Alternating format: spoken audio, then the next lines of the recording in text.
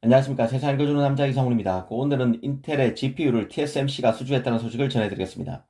인텔이 차세대 제품 로드맵을 밝히는 아키텍처 데이 행사를 온라인으로 열어서 공식적으로 확인해줬습니다. 이번에 인텔이 TSMC에 맡긴 GPU는 두 개인데요. 하나는 PC용 GPU인 알케미스트 GPU인데요. 이를 TSMC 6나노 공정에서 만들기로 했습니다.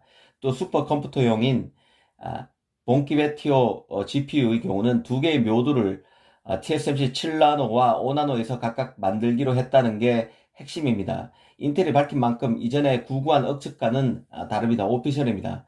이 삼성 입장에서는 아쉽게 됐는데요. 특히 알케미스트 GPU의 경우 6나노 TSMC 공정으로 제작됩니다.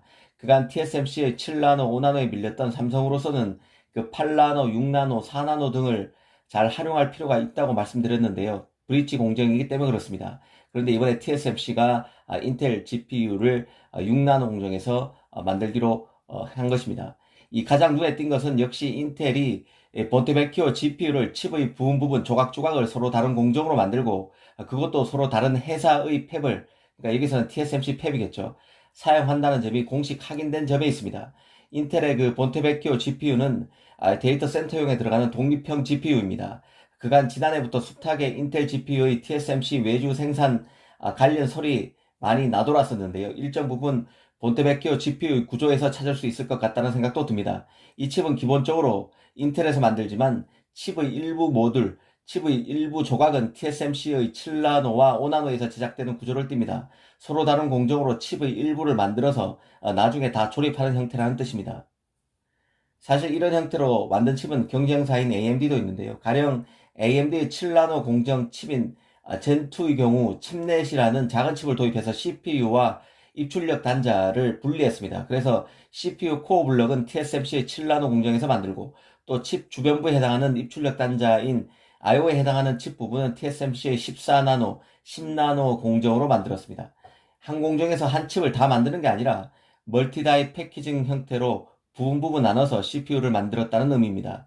인텔의 본테베키오 GPU도 AMD 칩넷과 같은 방식으로 만들었다고 이해하시면 될 것 같습니다. 이 본테베키오 GPU는 데이터 센터용에 들어가는 GPU로 패키징 방식이 복잡할 수밖에 없습니다. 실제 본테베키오 GPU는 총 47개의 조각 타일로 구성되고 일부는 TSMC에 만들어지는 구조로 확인된 것이죠. 이를 응집력 있는 하나의 칩으로 결합하려면 패키징 기술이 뛰어나야 합니다. 그러다 보니 삼성보다는 TSMC가 이런 수지에 적합하다고 생각하지 않았을까 생각도 해보게 됩니다.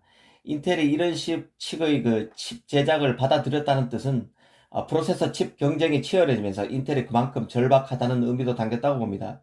이 특정 칩의 일부를 다른 파운드리에 맡겨서 자신이 만든 블럭과 합쳐서 프로세서의 경쟁력을 높이려는 시도이기 때문입니다. 미세 공정 개발에 문제가 없다면 자신의 칩 일부를 경쟁 파운드리에 맡길 리가 없습니다. 인텔로서는 프로세서 경쟁에서 수세적으로 밀리는 상황에서 경쟁력을 확보해야 되니 이런 결단을 내린 것으로 봅니다. 앞으로 인텔이 이런 식의 칩 제작을 계속 이어갈지도 지켜봐야 한다는 생각입니다. 사실 인텔은 지난해 무려 21년 만에 이번에 TSMC 줬던 독립 그래픽 카드 시장에 복귀했습니다. 이를 위해서 내장 그래픽을 강화하는 것은 물론 독립 그래픽 카드 제품 개발을 위해서 AMD에서 이 라데온 GPU 개발을 이끈 라자 코드리를 영입하는 초강수를 뒀던 게 바로 인텔입니다. 이제 인텔은 외장형 GPU 신제품을 TSMC에 맡겼습니다. 그간 인텔은 파운드리 진출을 선언했고 한편으로는 자신의 주력 CPU를 예전처럼 자신의 팹에서 만들기 위해서 미세공정 개발에도 진력하는 상황이기도 합니다. 이 삼성으로서는 이번 인텔의 GPU를 놓쳤지만 자신의 페이스대로 미세공정 개발에 나서면 기회를 잡을 수 있을 것입니다.